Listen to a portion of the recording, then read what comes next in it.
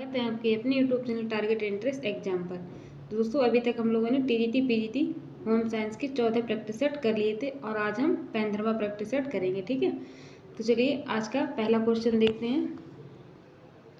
आज का हमारा पहला क्वेश्चन है, धन समय तथा शक्ति तीनों की ही अधिक आवश्यकता होती है। धन समय और शक्ति तीनों की अधिक आवश्यकता किस अवस्था में होती है?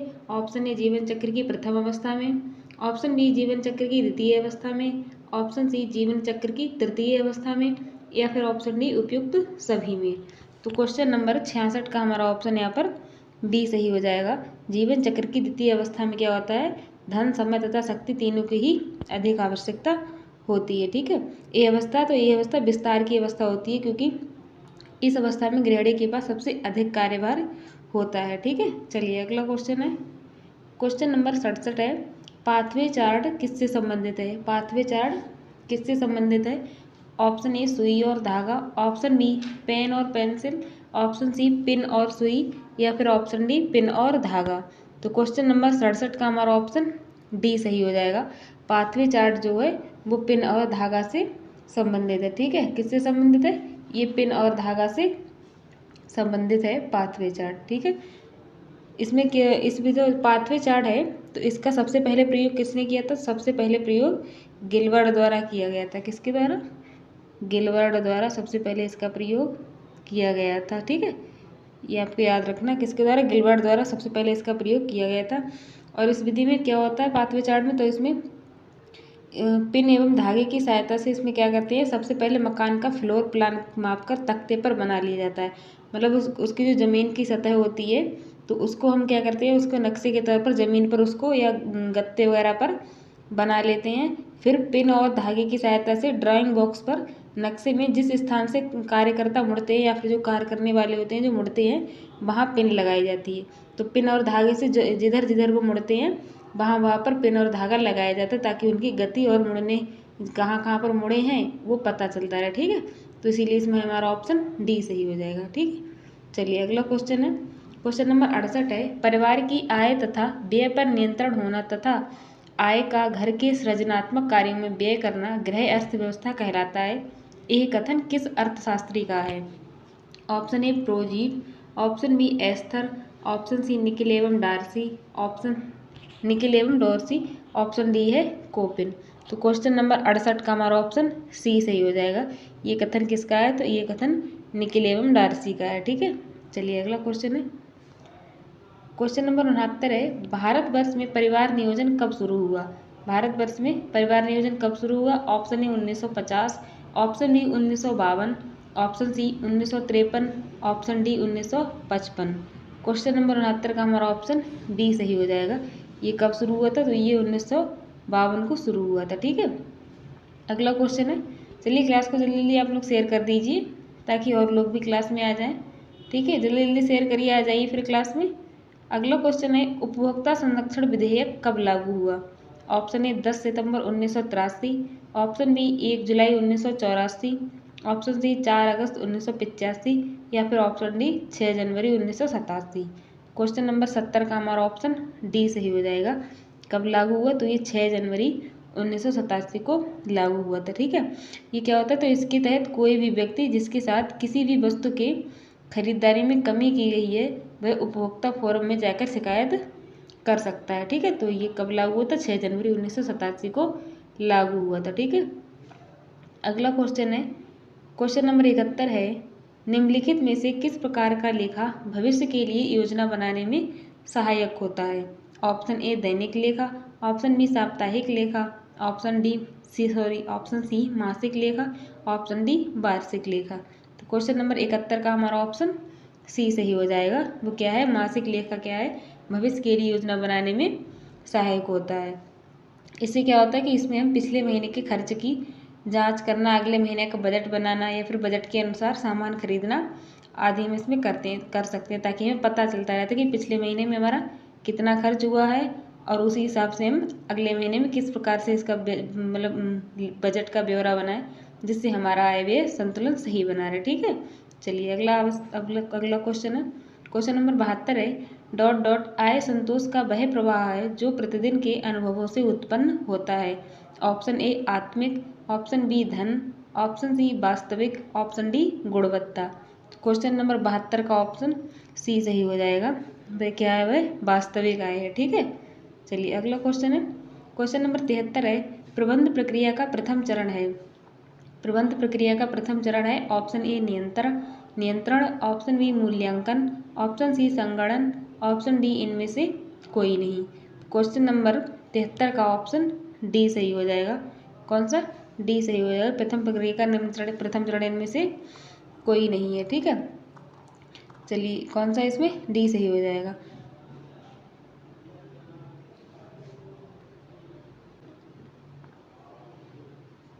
चलिए क्वेश्चन नंबर 73 है, प्रबंध प्रक्रिया का प्रथम चरण है ऑप्शन ए नियंत्रण, ऑप्शन बी मूल्यांकन, ऑप्शन सी संगणन या फिर ऑप्शन डी इनमें से कोई नहीं। तो क्वेश्चन नंबर 73 का हमारा ऑप्शन ए सही हो जाएगा। कौन सा है?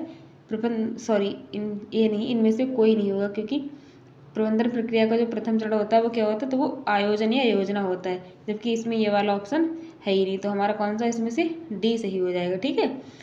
जो प्रबंधन प्रक्रिया के चरण हैं तो विभिन्न विद्वानों ने कितने बताए? 4 या 5 बताए हैं, पर जो मुख्य रूप से हैं वो कितने हैं? 3 हैं। कौन कौन से? योजना, नियंत्रण और मूल्यांकन, ठीक है। कौन कौन से? योजना, नियंत्रण और मूल्यांकन। तो उसमें नियंत्रण है, मूल्यांकन है, योजना है ही नहीं, जो कि क्या है? प्रबंधन प्रक्रिया का प्रथम चरण है, ठीक है। तो इसमें से हमारा ऑप्शन डी सही हो जाएगा, ठीक है। चलिए अगला क्वेश्चन है, क्वेश्चन नंबर 74 है, गृह व्यवस्था प्रक्रिया का सबसे महत्वपूर्ण सोपान क्या है? ऑप्शन ए संगठन, ऑप्शन बी मूल्यांकन, ऑप्शन सी नियंत्रण, ऑप्शन डी आयोजन। क्वेश्चन नंबर 74 का ऑप्शन डी सही हो जाएगा। महत्वपूर्ण सोपान क्या है? आयोजन है, ठीक है। चलिए अगला क्वेश्चन है, क्वेश्चन नंबर 75 है, किस लक्ष्य को परिवार प्रतिपादन कर पहले करता है परंतु यथार्थ में स्वीकारता बाद में है? ऑप्शन ए मध्यवर्ती लक्ष्य, ऑप्शन बी मध्य अंत लक्ष्य, ऑप्शन सी दीर्घकालीन लक्ष्य या फिर ऑप्शन डी अल्पकालीन लक्ष्य। क्वेश्चन नंबर 75 का ऑप्शन सी सही हो जाएगा।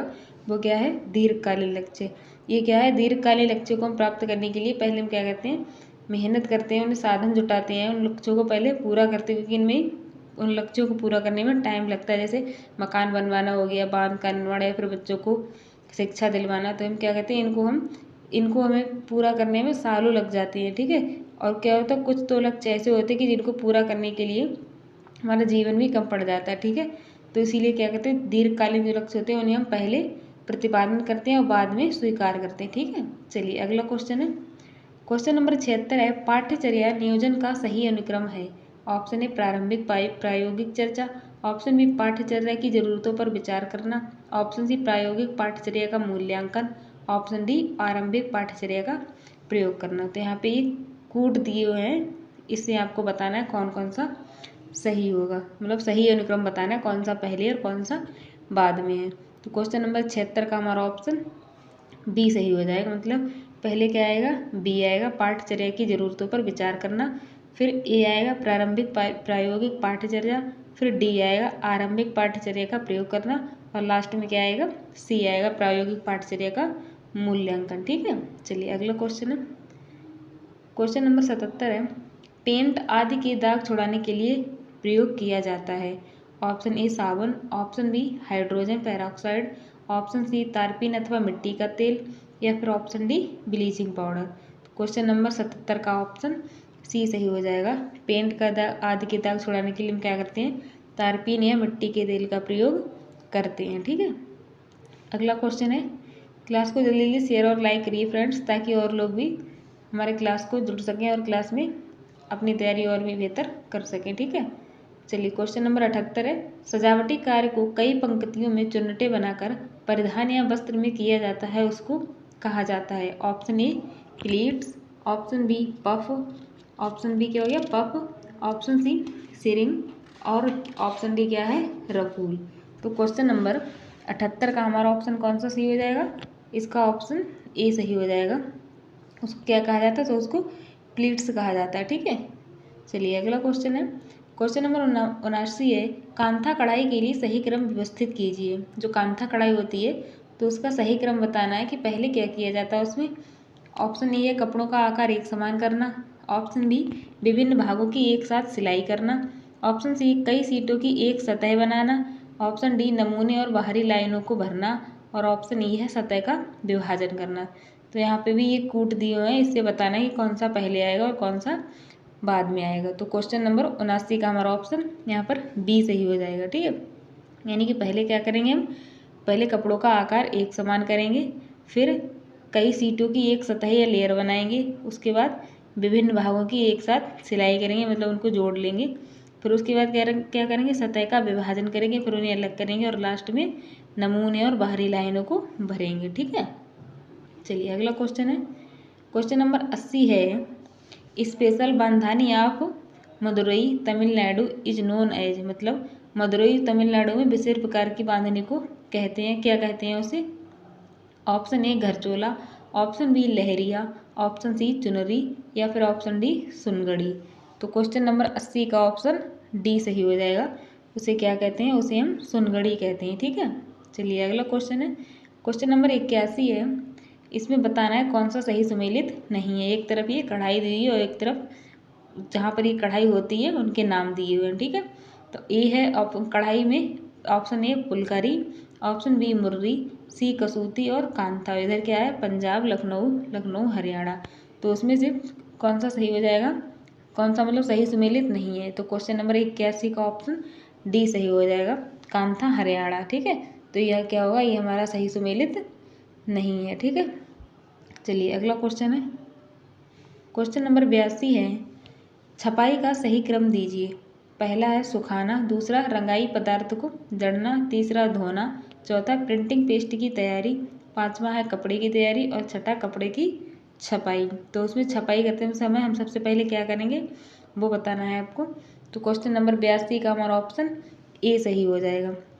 पहले हम क्या करेंगे, पहले कपड़े की तैयारी करेंगे, फिर कपड़े की छपाई करेंगे, सॉरी ये वाला नहीं, पहले हम क्या करेंगे, कपड़े की तैयारी करेंगे, उसके बाद कहेंगे इसमें कौन सा ऑप्शन था हमारा 82 का, क्वेश्चन नंबर हमारा 82 का हमारा ऑप्शन ए था। ठीक है, इसमें पहले क्या है, तो पहले हम कपड़े की तैयारी करेंगे, फिर प्रिंटिंग पेस्ट की तैयारी करेंगे, उसके बाद कपड़े की छपाई करेंगे, फिर क्या करेंगे उसे सुखाएंगे, जो क्योंकि जो हमने छपाई की है वो अच्छी तरह से सूख जाए, फिर उसमें जो रंगाई वाला पदार्थ होता है उसको लगाएंगे और लास्ट में उसके क्या करेंगे, फिर धोएंगे, ताकि जो एक्स्ट्रा कलर वगैरह है वो क्या हो, निकल जाए और हमारा अच्छे से कपड़ा सूख जाए। ठीक है, चलिए अगला क्वेश्चन है, क्वेश्चन नंबर 83 है, धागे जो सेलवेज के समकक्ष रखे जाते हैं उन्हें क्या कहते हैं। जो धागे होते हैं सेलवेज के समकक्ष रखे जाते हैं उन्हें क्या कहते हैं। ऑप्शन ए ताना, ऑप्शन बी बाना, ऑप्शन सी कटा, ऑप्शन डी उत्सुदा। तो क्वेश्चन नंबर 83 का ऑप्शन ए सही हो जाएगा। उन्हें हम क्या कहते हैं, उन्हें हम ताना कहते हैं। ठीक है, क्या कहते हैं, उन्हें हम ताना कहते हैं। ये क्या होता है, तो ये दोनों ओर आधा इंच या पौन इंच किनारी रहती है। ठीक है, क्या होता है, सेलवेज जो किनारा होता है तो ये दोनों तरफ आधा या पौन इंच रहता है। ठीक है, और ये किनारी समस्त ज़मीन में कुछ अलग प्रकार की होती है, मतलब जितने भी कपड़े होते हैं मेरे अलग अलग प्रकार की होती है। ठीक है, चलिए अगला क्वेश्चन है, क्वेश्चन नंबर 84 है, खिलाड़ियों द्वारा पहने जाने वाले वस्त्रों के लिए काम में आने वाला तंतु है। Option A spandex, option B कांच युक्त, ऑप्शन सी धातु युक्त, ऑप्शन डी कार्बन युक्त। क्वेश्चन नंबर 84 का ऑप्शन ए सही हो जाएगा। वो कैसे हैं, वो स्पेंडेक्स हैं। ठीक है, चलिए अगला क्वेश्चन है, क्वेश्चन नंबर 85 है, निम्नलिखित में से कौन सा कपड़ा तौलिया के लिए उपयुक्त होता है। कौन सा कपड़ा है जो क्या होता है, तौलिया के लिए उपयुक्त होता है। ऑप्शन ए सूती, option B nylon, option C terylene, option D dacron. तो क्वेश्चन नंबर 85 का ऑप्शन ए सही हो जाएगा। वो क्या होता है, सूती कपड़ा तौलिया के लिए अच्छा होता है। ये क्या कर लेता है, ये नमी अवशोषित कर लेता है, मतलब जो पानी होता है उसको जल्दी से अवशोषित कर लेता है, सुखा लेता है। और इनका मजबूत, ये क्या होते हैं, मजबूत होते हैं, क्योंकि ये अपने ऊपर पड़ने वाले घर्षण और दबाव को सहन कर सके, और क्या होता है वो क्षतिग्रस्त जल्दी नहीं होते। ठीक है, तो इसीलिए यहाँ पे ऑप्शन हमारा ए सही हो जाएगा, कौन सा, सूती वस्त्र। ठीक है, अगला क्वेश्चन है, कपास के रेशे का उत्पादन का सही क्रम दीजिए। जो कपास के रेशे का उत्पादन होता है उसका सही क्रम देना है। छोटा कर देती हूँ थोड़ा यहाँ पे, तो पूरा क्वेश्चन देखिएगा। चलिए, पहला है कंघी करना, दूसरा खेती करना, तीसरा खोलना एवं आपस में मिलाना, चौथा बिनौले निकालना और गांठ बांधना, पांचवा कताई करना, छठा पूनी बनाना और सातवां है धुनना। तो क्वेश्चन नंबर 86 का हमारा ऑप्शन यहाँ पर सी सही हो जाएगा। यानी कि पहले हम क्या करेंगे, पहले उसकी खेती करते हैं, फिर उसके बाद बिनौने निकालना और गांठ बांधना, फिर तीसरा फिर उन्हें खोलना एवं आपस में मिलाना, उसके बाद सातवां आएगा धुनना। उसके बाद मतलब धुनना जो उनकी जो गंदगी वगैरह होती है तो उसको धुनेंगे तो वो क्या होगा, दूर हो जाएगी। उसके बाद क्या करेंगे, फिर धुनने के बाद हम कंघी करेंगे, कंघी से वो क्या होगा, बिल्कुल सीधे हो जाएंगी रेसे जो होती हैं, ठीक है। और फिर उसके बाद कपास, हमारे कंघी करने से जो कपास होगी वो उलझी हुई होती है तो वो सीधी हो जाएगी, ठीक है। उसके बाद हम क्या करेंगे, उनकी पूनी बनाएंगे और लास्ट में क्या करेंगे, हम उनकी कताई करेंगे, ठीक है। तो हमारा ऑप्शन सी सही हो जाएगा। चलिए अगला क्वेश्चन है, क्वेश्चन नंबर 87 है, घी, मक्खन, खाद्य तेल, शहद, दालें, मसाले, आटा तथा बेसन उत्पाद पर प्रमाण चिन्ह होते हैं। ऑप्शन ए एक mark, option B ISI, option C FPO, option D इनमें से कोई नहीं। तो क्वेश्चन नंबर 87 का हमारा ऑप्शन ए सही हो जाएगा। तो कौन से प्रमाण चिन्ह होते हैं, तो वो एक मार्क होते हैं, ठीक है। कौन से होते हैं, एक मार्क होते हैं। चलिए अगला क्वेश्चन है, क्वेश्चन नंबर 88 है, सरसों के तेल में आर्जिमोन तेल द्वारा मिलावट को किस परीक्षण द्वारा जांचा जा सकता है। ऑप्शन ए नाइट्रिक अम्ल मिलाकर, ऑप्शन बी साइट्रिक अम्ल मिलाकर, ऑप्शन सी एसिटिक अम्ल मिलाकर, या फिर ऑप्शन डी उपरोक्त में से कोई नहीं। क्वेश्चन नंबर 88 का ऑप्शन ए सही हो जाएगा। इसमें क्या होता है, नाइट्रिक अम्ल मिलाकर हम उसके परीक्षण को जांच सकते हैं, ठीक है। चलिए अगला क्वेश्चन है, क्वेश्चन नंबर 89 है, निम्न में से कौन सा पदार्थ खाद्य संरक्षण में प्रयोग किया जाता है। Option A sodium benzoate, option B sodium carbonate, option C sodium chloride, option D sodium acetate. Question number 89 का हमारा ऑप्शन ए सही हो जाएगा। कौन सा है, सोडियम बेंजोएट प्रयोग किया जाता है, ठीक है। अगला क्वेश्चन है, क्वेश्चन नंबर 90 है, राष्ट्रीय पोषणीय अनीमिया प्रोफिलैक्सिस कार्यक्रम भारत में किस वर्ष में शुरू किया गया। Option A 1962, option B 1970, option C 1980, या फिर ऑप्शन डी 1975। तो क्वेश्चन नंबर 90 का हमारा ऑप्शन बी सही हो जाएगा। ये कब शुरू किया गया था, तो ये 1970 में शुरू किया गया था, ठीक है। अगला क्वेश्चन है, क्वेश्चन नंबर 91 है, जब वजन सामान्य वजन से 30% अधिक होता है तो क्या होता है। Option A slight obesity, option B moderate obesity, option C है सीवियर ओबेसिटी, या फिर ऑप्शन डी ग्रास ओबेसिटी। तो क्वेश्चन नंबर 91 का हमारा ऑप्शन बी सही हो जाएगा। जब वजन सामान्य वजन से 30% अधिक होता है तो क्या होता है, मॉडरेट ओबेसिटी होता है, ठीक है। क्या होता है, मॉडरेट ओबेसिटी होता है, ठीक है। चलिए अगला क्वेश्चन है, क्वेश्चन नंबर 92 है, 5 वर्ष के बच्चे को तेज बुखार है और उसे निगलने में तकलीफ हो रही है, टॉर्च से देखने पर उसका हलक सफ़ेद नजर आ रहा है, ये लक्षण किसका संकेत है। Option A influenza, option B pneumonia, option C है whooping cough, option D diphtheria. तो क्वेश्चन नंबर 92 का हमारा ऑप्शन डी सही हो जाएगा। ये किसका संकेत, तो ये डिप्थीरिया का संकेत है। किसका है, डिप्थीरिया का संकेत है, ठीक है। इसमें क्या होता है, गला, श्वास नली या नाक किसी पर भी ये रोग आक्रमण कर सकता है, ठीक है। इसमें क्या होता है, इसमें प्रारंभ में हल्का सा दर्द होता है व सूजन आ जाती है तथा टांसिल तथा कोमल तालु पर भूरी सोच झिल्ली पड़ जाती, ठीक है। चलिए अगला क्वेश्चन है, क्वेश्चन नंबर 93 है, सामान्यतया शरीर का तापक्रम होता है। Option A 98.4 degree Celsius, option B 98.3 degree Celsius, option C है 100 डिग्री सेल्सियस, या फिर ऑप्शन डी इनमें से कोई नहीं। तो क्वेश्चन नंबर हमारे 93 का ऑप्शन डी सही हो जाएगा।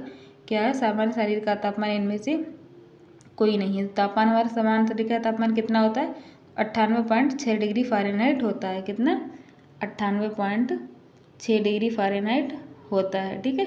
ये आपको याद रखना है। चलिए अगला क्वेश्चन है, अचार और सॉस उन व्यक्तियों के आहार में सम्मिलित नहीं करना चाहिए जिनको की शिकायत है, जिनको मतलब किस रोग की शिकायत है। Option A pellagra, option B anaemia, option C कम रक्तचाप, या फिर ऑप्शन डी अति तनाव। तो क्वेश्चन नंबर 94 का हमारा ऑप्शन डी सही हो जाएगा। जिन्हें अति तनाव की शिकायत है उन्हें अचार और सॉस उनके आहार में सम्मिलित नहीं करना चाहिए, ठीक है। चलिए आज हमारे इतने ही क्वेश्चन थे। आई होप आप लोग को क्वेश्चंस पसंद आए, क्योंकि क्वेश्चन जो है काफ़ी इम्पोर्टेंट हैं। जो आपके एग्ज़ाम में आए हुए हैं, ठीक है। चलिए आप लोग ऐसे ही अच्छे से पढ़ते रहिए और अपनी तैयारी को और बेहतर करते रहिए, ठीक है। चलिए आज के लिए इतना ही। धन्यवाद। जय हिंद, जय भारत।